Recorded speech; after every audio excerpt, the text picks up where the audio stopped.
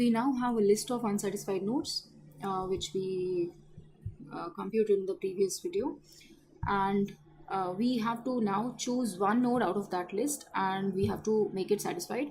How do we do that? We have to move that node to an empty cell, which also we will be randomly choosing. So let's create this function.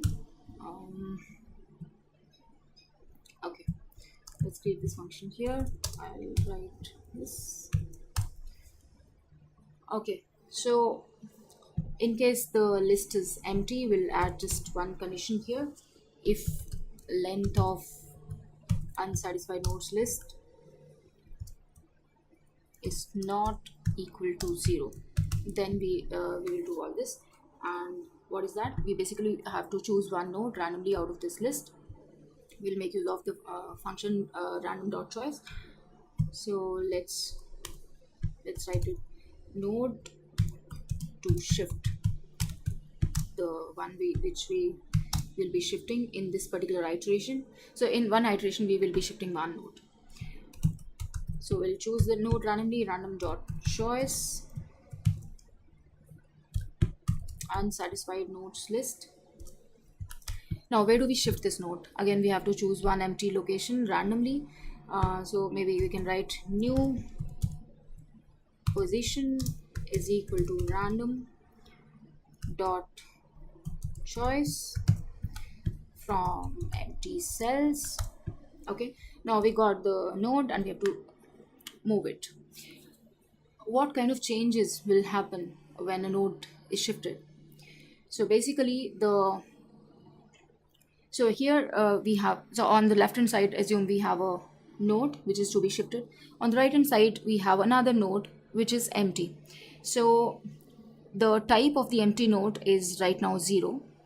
So the type of this empty node will change to the type of the node which is now coming into this cell.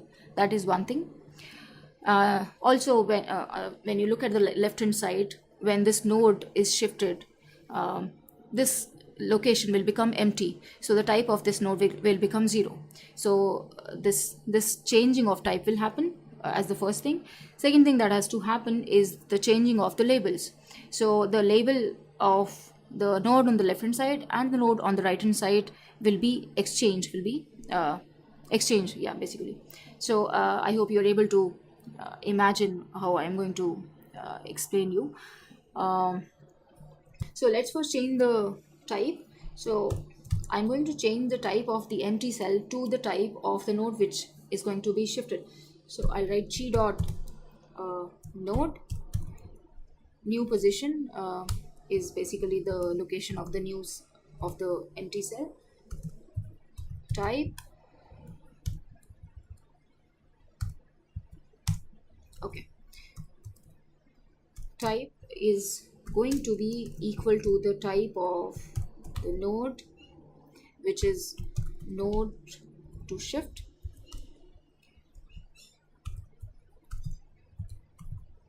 Okay, so now we have changed the type of the empty cell to the type of the node which is going to be coming into this cell, and the node which got shifted will now be 0 as type. So I'll write g dot node to shift. Its type will now be 0. Done. Second thing that has to be done is to exchange the labels. So in Python, exchanging is very straightforward. One simple command we can just do. Now, where are we storing the labels? If you remember, initially we created this dictionary that is labels, right? So this dictionary is having all the labels. Where this is where we have to make changes. So in this dictionary labels, there will be a label for node to shift. There will be, and in this dictionary labels, there will be a label for the node new position. Already, we have to exchange them. So how do we do it? X comma y is equal to y comma x. As simple as that. This is how you exchange contents of two variables. There's no need for any temporary variable. So that's how I'll do as well. labels node to shift comma labels new position is equal to labels new position comma labels node to shift. Okay, I think we are done with the function. Okay, let me write the else part of this if.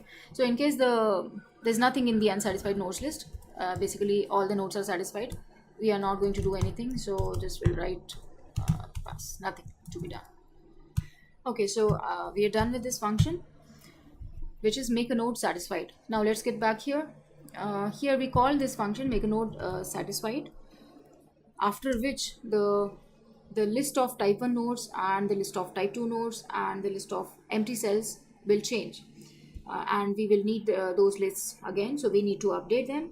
So what we're going to write is type 1, I think we did that, we'll just copy paste, yeah. So this is where we computed these three lists: type 1 node list, type 2 node list, empty cells.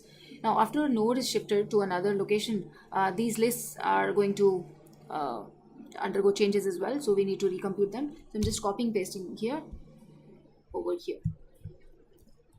Okay, now how many times do we have to do it? As you see, make a node satisfied only makes one node satisfied, so we have to keep doing this for all the nodes which are unsatisfied. So maybe we can start a loop here. So I'll write for I in range. You can change it accordingly, or you can keep a number over here which is dependent on the total number of nodes in the grid. For now I'm keeping it just 100. So basically we have to repeat all these steps until all the nodes get satisfied.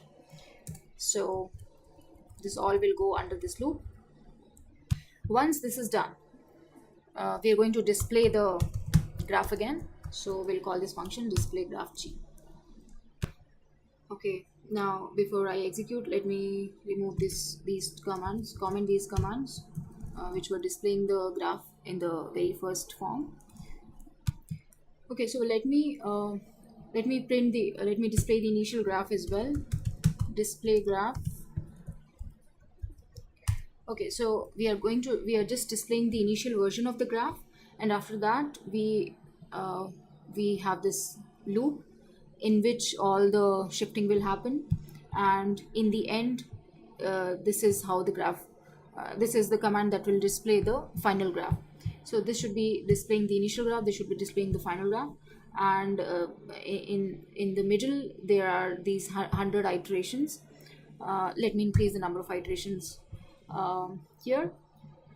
So what should basically happen? The nodes should move towards nodes of their own type. So that is what is expected. Let's see how it works. Let's execute it and see how it works. Okay, so this is the initial graph. As you can see, the nodes of different colors are scattered. I'm closing it, and now okay. So this is the final graph. As you can see, there are all the green nodes are on the one side, all the red nodes are on the other side, and there are a few other nodes as well which seem unsatisfied as well. Maybe we can increase the counter there. So that counter will basically depend on many things. It could depend on the size of the network that we have taken. Secondly, we have assigned the nodes randomly, so for different random settings you might require different number of iterations. You can also keep a track of the number of iterations that were required to convert this graph into a graph where the people are same type are together. 10,000 seems too much. Maybe 5,000. Let's try for these many iterations.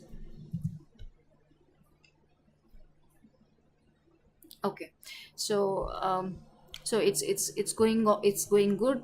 Still there are a few unsatisfied nodes, but in more iterations they will converge basically. It so happens that all the nodes become satisfied. Another thing to note here is that you can also change the value of t. So here we have taken t is equal to 3. So even for an internal node, since it has 8 neighbors, even out of 8 neighbors, only 3 are of its own type, the node will not move to any other place. So you can change t to 4, 5, or any other value, and you can see the number of iterations that were required to get to the convergence. So you can I think you have gotten enough tools now. You can play around with all these values. You can keep changing, and you can observe, and if needed you can plot things as well, as in the number of iterations required for converging these many number of nodes. You can change the value of capital N, which we initially took. Capital N was 10, which means there were 100 cells. Okay, so that was about the scaling model. I would suggest you code yourself, and watch the video only when it is needed.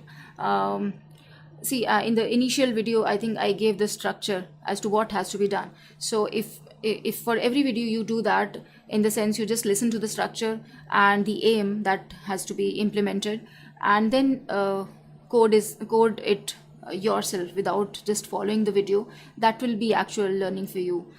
So I would suggest you to code yourself and check the video whenever needed only. Thank you.